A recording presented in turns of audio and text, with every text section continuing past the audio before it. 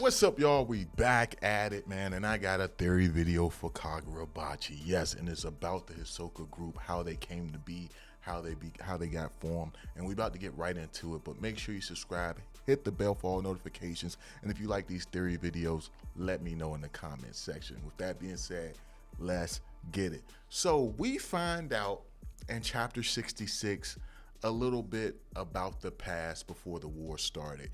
We had it where this island appeared, and on this island, that stone that can be made into enchanting blades was upon that island, and the people of that island, you know, they can use that material in its raw state without it being formed into an enchanted blade. They were able to utilize the power because they were raised on an island with that material, so they were somewhat immune to the hazardous effects of that material. So you have it where Chihiro's father, he creates enchanted blades so that their people can fight against the people of the island. So we're being told that the people of the island invaded Japan and started attacking and going crazy. But this is what I think really happened. I think the island appeared. Those people never did attack the homeland, not at first anyway. And you have it where people of Japan, seeing how powerful this material was, they wanted it for themselves. They wanted to use it to change it into weapons. But in the process of doing that, the people from that island started fighting back.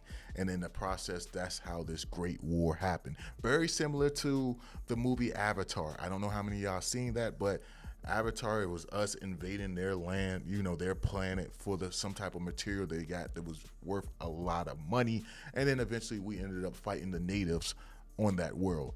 So I feel like the same thing happened, you know, with the people of that island back in the past. What was it, 20 years ago? And then we have it where, you know, the Hishaku Group, all its members right now, they were different ages, but they were young. They were children. They watched their brethren, their fathers, their uncles, you know, their mothers, they watched them be slaughtered by the legendary sword bearers. Now, that's why I believe Sasamura doesn't consider themselves to be heroes, because of what they were forced to do.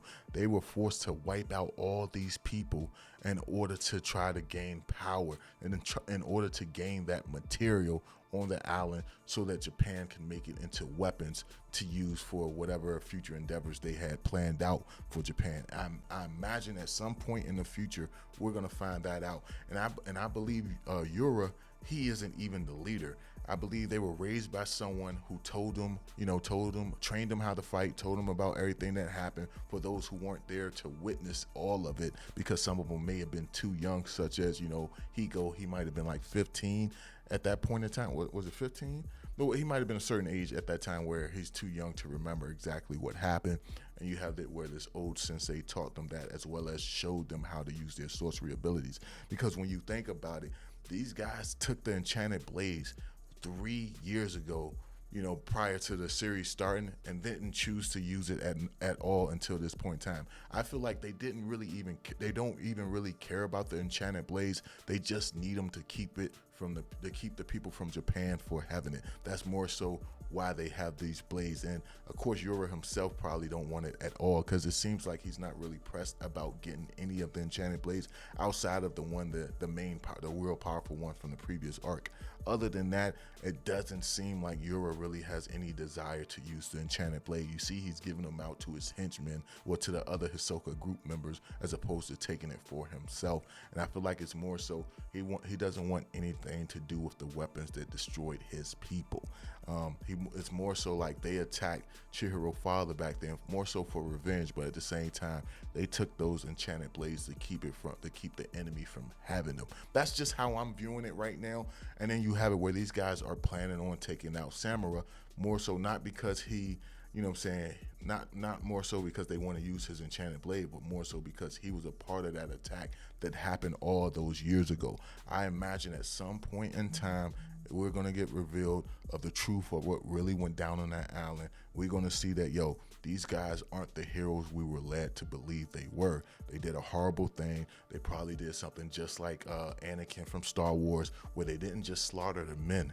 They slaughtered the women and children, all because they had the potential to use that weapon in its rawest forms without it being transformed into an enchanted blade, without it being processed, which made all of them a threat.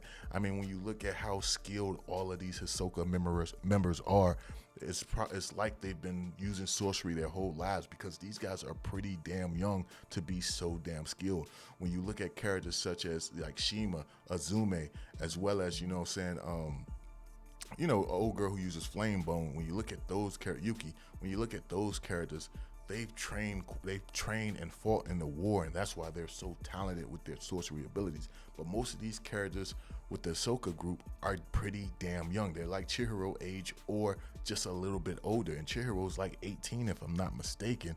So I feel like the reason these guys are so good with their sorcery abilities is because they were on the island using it. That was just part of their culture, and at the same time they do have some side effects of being around that raw material, that they're a little more powerful than the average person would be with their sorcerer powers. And I feel like it's all going to get explained in the future, and that's why the Hisoka group are actually members of that island. These are the survivors, the young kids. Somehow they got away. They got a master, or someone they consider to be their master, in the shadows that we have yet to see.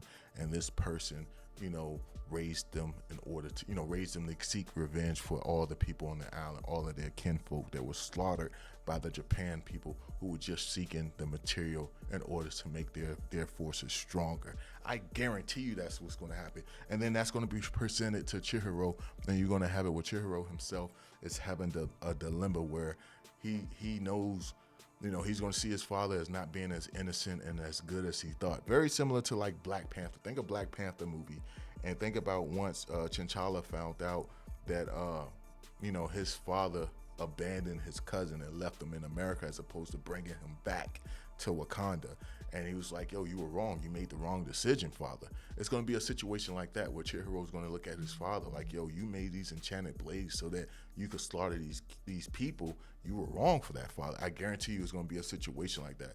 Of course, we know Chihiro's father is dead, and we don't know if it's talking to the dead is even possible in this series at this point in time. But I guarantee you something similar to that is going to take place. And the only reason Chihiro's father made those weapons is because he was commissioned by his government to make those weapons in order to slaughter the people of the island for more of that raw material. You have it. I mean, what other reason would he have to disappear? Who else would be after this guy, outside of people from that island? So why did he have to go into hiding? That's just my thoughts on it. I could be wrong. You guys can let me know down below, how do y'all feel about this theory? And if you like it, hit the bell for all notifications, man. And I'll catch you in the next one. Peace.